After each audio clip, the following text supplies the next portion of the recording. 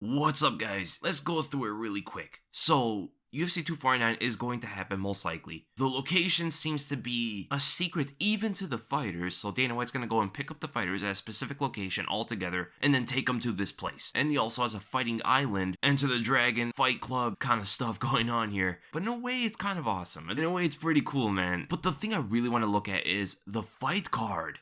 UFC 249 is one of the most violent MMA cards in history. First, let's look at the numbers, let's look at the stats. Finish to decision rate on this card is 282 finishes to 87 decisions, with the bulk of those decisions coming to some really experienced fighters who have gone decision a lot, such as Michael Johnson, Kelvin Kattar, Jeremy Stephens, Ray Borg, and Sam Alvey. Those 5 fighters hold about half of the decisions on the entire card. And if you just look at the main card has 130 finishes. This is not including Francis Ngannou versus Rosenstrike, which is actually going to headline the prelims. So 130 finishes and 34 decisions. And this includes Jeremy Stephens and Kelvin Kattar, who hold actually about half of that as well. Those 2 fighters hold half of the decisions on the main card.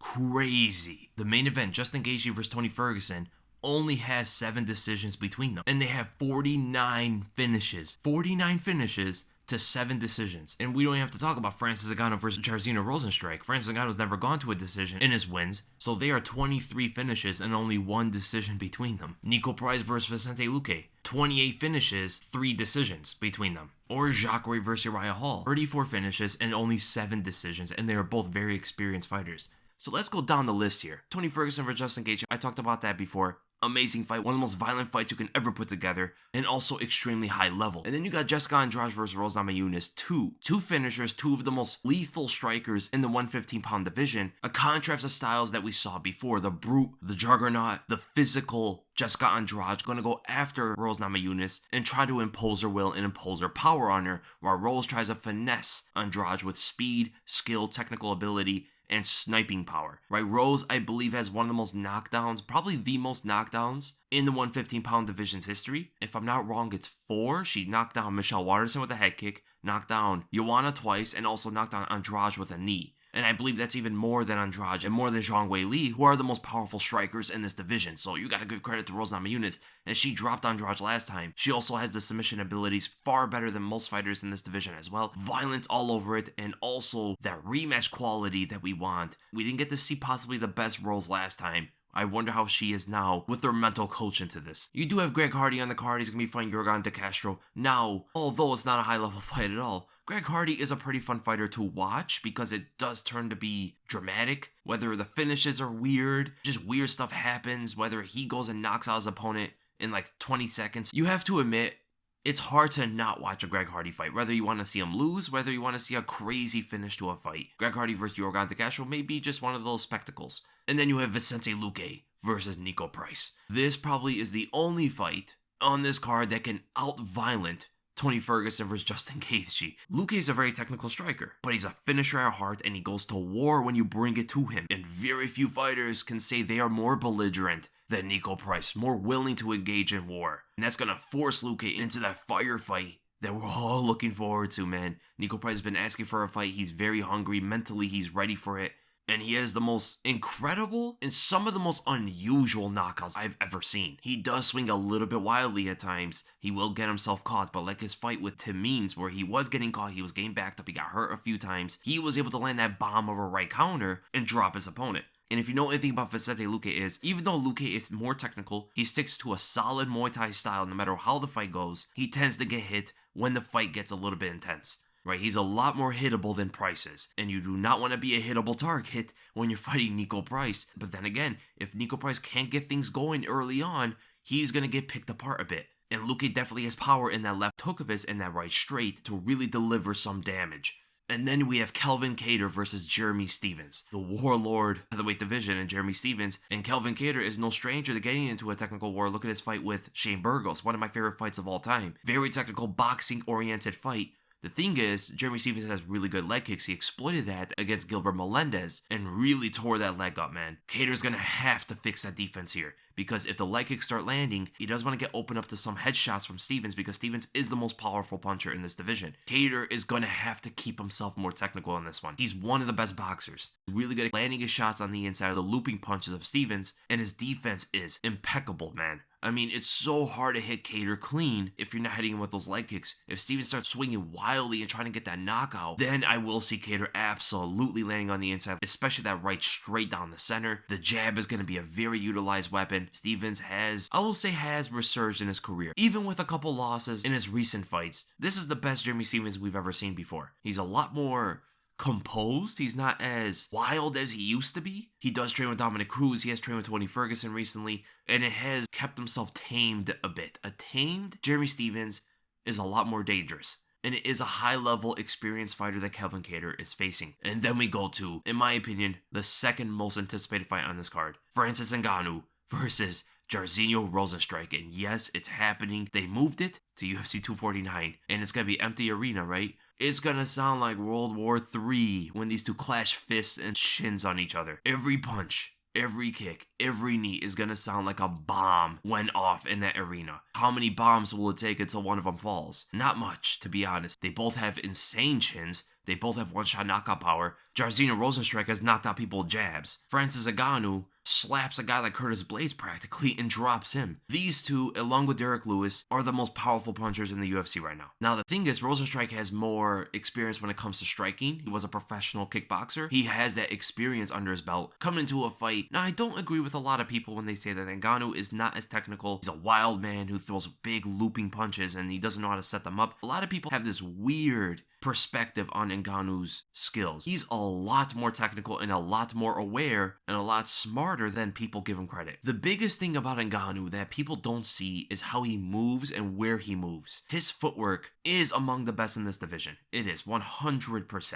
Now, it's not as flashy as Alistair Overeem or Ciryl Gane, but it's one of the most practical. He puts himself in placements that just gets the opponent outside of their reach and right into his. He already landed that left hook, right uppercut counter on two people where they missed their punch. JDS and Andrei Arlovski. Notice how Ngannou moves back. Either it's just head movement or he moves his feet back just enough for their big right hand to miss him. And then he lands that left hook, follows up with the right uppercut. And look at his foot placement when he knocked out Alistair Overeem, right? He went off at an angle and pivoted for that left uppercut. That is something you don't even see lightweights do that much. Some seem to forget that Francis Ngannou has been training with Ciryl Gane for a while. Ciryl Gane's kickboxing career, as well as MMA so far, has been revolved around his ability to move around effectively and efficiently. Ciryl Gane's movement, you could just watch it. It's almost like some French butterfly.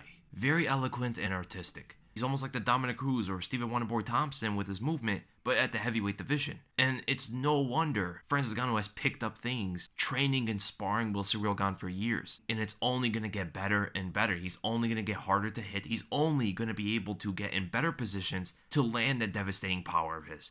If you think his ability to take positions is scary now, watch in like 2 more years, man. It's going to be some horrifying stuff where it just seems like no one can hit him. Wherever he's moving, you can't hit him. He's just outside your reach, and he bombs on you whenever that happens. Whenever someone throws a punch at Ngannou, and they just fall short. Every time Ngannou catches them. Every time. And it's not that these fighters don't know how to judge distance. Just Ngannou moves slightly outside of it. The only guy that was able to get on the inside and land on Ngannou willfully was Stipe Miocic, and the only reason that was happening is because he uses wrestling.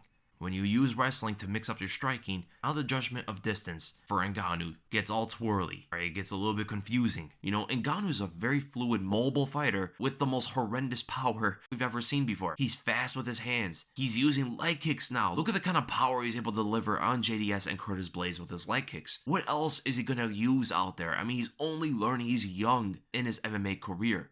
Now, the thing is, Jairzinho Rozenstruik is a lot more sharp with his fundamentals. A lot better with his jabs. He's a lot better at timing that power shot of his. He's a lot better with kicks in general. And his guard is way better than Ngannou's, right? He's able to keep composure under the fire in front of his opponent. He doesn't take a back step. And a lot of that is revolved around his defense. Usually, if you look at his kickboxing career, he's usually a hard guy to hit. Now, when you look at his Alistair Overeem fight, he was getting hit a lot more. It might be the smaller gloves. He's not used to them at this level. It might be the weird movements of Alistair Overeem. It might be the southpaw stance of Overeem. And the way Overeem even lunges out that left overhand, it comes from a weird angle you don't normally see a lot of professional kickboxers throw. It might be a combination of things. But man, did he take Overeem's punches like they were nothing. Imagine telling someone, there's a guy that walked through Alistair Overeem's punches and made them look weak. Nobody would believe you if they never saw Rosenstrike fight Overeem. What does that mean? He could take Ngannou's punches. He's not taking that left uppercut. He's not going to take some of those power hooks. The thing about Rosenstrike that gives him a chance more than anyone else, besides Stipe, of course, is the fact that he's not scared of it. He will walk down Ngannou, most likely. And if Ngannou does throw out that looping left hook without setting it up, Rosenstrike, due to his composure, is going to dart in and land that right hand of his. So I believe Ngannou is going to have to be more reliant on straight punching. More jabs, he has a much longer reach, more straight right hands, switch stances, go left straight if he wants, and some leg kicks to add on. I cannot wait. And then we look down and we see Jacare Sosa versus Uriah Hall. Uriah Hall is one of the most fancy, flashy fighters you'll ever see. He is very fun to watch no matter who he's fighting. He's always a spin kick away from a highlight reel. And Jacare Sosa is an uber pressuring fighter with great power in his hand, one-shot knockout power, and some of the best Brazilian Jiu-Jitsu you'll ever see. Now, they're violent in different ways. Jacare will go to war. Jacare will exchange. Jacare will try to impose his pressure and pace on you and get you to fall into that right overhand, which is the one-hitter quitter, right? Uriah Hall, though, he's violent in that stylish way, that flamboyant way, with those spin kicks moving around, sharp punches, sniping power. Everything is perfect form, but he hates it when people pressure him. He doesn't deal with it well, man. Jacare is going to do that. That's what Jacare does to everybody. And the grappling of Hall is not ready for Jacare. Also, you have to note, Paulo Costa beat Uriah Hall with body shots. Jacare Sosa is amazing at landing that left hook to the liver. Can we see it twice? Can we see it happen to Uriah Hall again? Is it potentially a hole in Uriah Hall's game rather than just competing up against pressure, but body shots? Even though Hall keeps his hands pretty low, he doesn't defend his body too much. And that's what allowed Paulo Costa to just hammer at the body. So the thing we can see is, will Jacare fall into something? Will he fall into that straight right hand? Will he fall into the spinning kicks? The hopping back kick? Whatever it is. Will Jacare's rather shallow pressure, where he just goes one way, will that eventually get sought out and he gets caught? That's the thing about this one. Now, I won't say that's going to happen. I won't say that's most likely. But we never thought that Uriah Hall would hopping back kick Gegard Mousasi and then flying knee him in the face, right? And Gegard is pressuring him too. You never know with Uriah Hall. He could be utterly dominated, or he puts on one of the most spectacular knockouts you'll ever see. And another one I really want to talk about is Michael Johnson versus Kamaworthy. Sharp punchers, big power. They're fighting the lightweight division, so this is lightweight. Michael Johnson, who actually has power. I don't know what happened to his power at 145. It was just not present. At 155, he's one of the only guys to actually stun Khabib. Not bad. When people say stun, it wasn't that bad. He just hit him, woke Khabib up, and got Khabib backing up. Even still, it's the biggest shot Khabib has ever taken before, right? Or at least second to Dustin Poirier's. And Michael Johnson, knocked out Dustin Poirier with a big right hook, left straight combination. And he has some of the fastest hands you'll ever see. Kamaworthy's another guy. He's longer a little bit. He's more powerful. I believe he doesn't have the same speed. But if he touches Johnson, especially because Johnson has been KO'd not too long ago, if he touches Johnson with that big right hand of his, it could spell trouble, man. This is going to be a quick fight. It's going to be a lot of long-range punches exchanged at each other. And I just wonder who's going to find that target. That's what this is going to be. It's going to be a lot of target practice from a distance and see who's a better sniper. Those are some of the funnest fights for me to watch. So, man, this card is stacked. You still have Alexander Hernandez versus Omar Morales. You have Ray Borg versus Marlon Vera, which is a really good fight. Sijara Eubanks versus Sarah Morris. And Sam Alvey versus Ryan Spann. Most of the fights on this card could headline any fight night or even UFC on ESPN card. One of the best cards of the year. The most violent card I've ever seen before. And Tony Ferguson versus Justin Gaethje as a cherry on top. When you look at it, I don't know how we can be mad at this anymore. I know Khabib's out. But when they put in Ngannou versus Rosenstrike, when they put all these fights together on this card and you go and look at it, I can't be mad at it. I'm going to watch it. I'm going to enjoy it. I cannot wait, man. I cannot wait for this card. So I'm going to be working on my podcast today. Hopefully it comes up later today or tonight. I'm really looking forward to some of the questions you guys have revolving around UFC 249, and I cannot wait to answer them. So I'll see you guys then.